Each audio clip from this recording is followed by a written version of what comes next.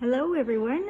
I wanted to show y'all all the plants we've been growing, and I thought I'd start off by showing you what seeds look like before you plant them. So this is okra. If you ever eat okra, you can tell these are just like what is in the middle of the okra. The squash might be one that you recognize. It looks just like what is in the middle of a zucchini. Sunflowers. You know, some sunflowers they have more black on them, and then some of them, this particular one has more white. And then corn, if you'll look, the corn seeds are actually what you eat and what you pop. They just dry them out. And so then you take them and you plant them. So these squash that are over here, last week I planted them. And if you look over here, they're really coming up.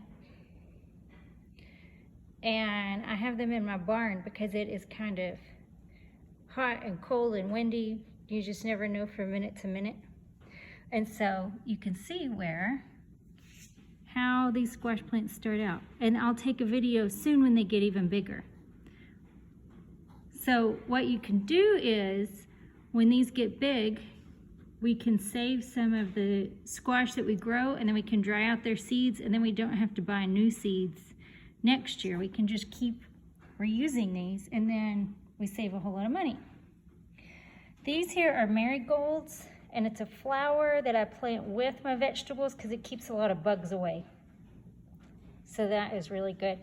Okay, these I'm just planting today, and I left them uncovered so you could see what the seeds look like. These are bell peppers, and so if you ever are cooking and you cut up a bell pepper and you scrape out the seeds, this is exactly what they look like. And you could keep those seeds and dry them out, and then with your parents, maybe they could put some dirt in a pot with you and you could try to grow them just to see for fun if you can get them to grow.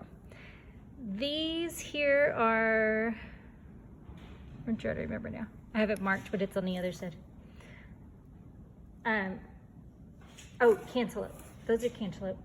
And then here's more peppers I'm planting today. And then over here are more peppers. See, I covered them up, and then I will water them. And then over here I have, these are just little lights called grow lights. And so that way, since they're not getting sunlight, these lights give them what they need instead of sunlight. Okay, these are the tomatoes, and it's taken them a long time to come up, but they finally are. I was very excited today. If you can see them right here. And then there's some in the corner here too. So a few of those are coming up, and they were tiny, tiny, tiny little seeds. A few here coming up. So you can see I didn't spend a lot of money to plant this. I used old milk containers from the cafeteria, some Dr. Pepper bottles I cut in half, milk jugs I cut in half. These are boxes that had like crackers and stuff in them. I just cut them up. These were from plants I've bought in the past, and I just kept them.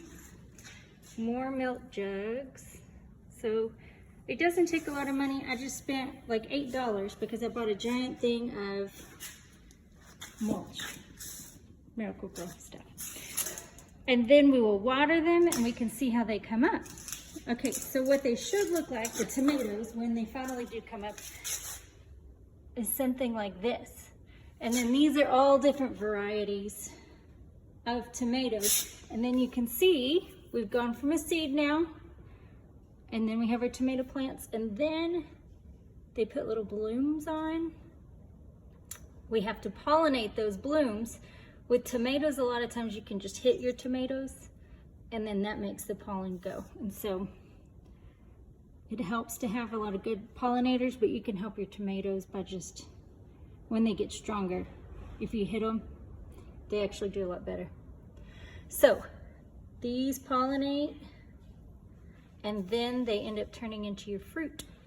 And if we look down here, we have our stems, and then under here, if we dug around, we could see that they have roots, and so then the roots are where we take in the water.